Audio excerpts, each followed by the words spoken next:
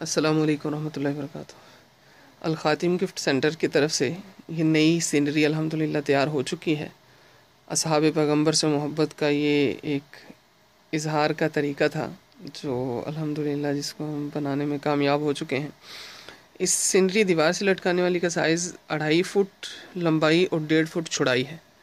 ये अल्हम्दुलिल्लाह तैयार हो चुकी है। पहले ख़त्म नबूवत जिंदाबाद की थी और अब ये मैं नौकर सहाबा दा ये अल्हम्दुलिल्लाह बिल्कुल तैयार हो चुकी है।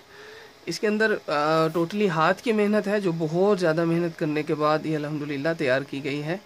इसमें टोटली सारा काम हाथ का है और उसके बाद इसमें लाइटिंग की गई है। कलर करने के बाद लाइटिंग है जो मुख्तलिफ़ तरीके से है और इसमें ये जो जहाँ पे राइटिंग की गई है इसमें मोती लगे हैं। ये सारा मोतियों का काम है और उसके बाद अल्हम्दुलिल्लाह ये तैयार की गई है। और इसमें बहुत सारे जब आप सामने देखेंगे तो पता चलेगा इसमें कितनी मेहनत है। अल्हम्दुलिल्लाह ये तैयार हो चुकी है। अगर आप इसे आर्डर पे बनवाना चाहते हैं तो हमारा नंबर नोट कीजिए 030267222122।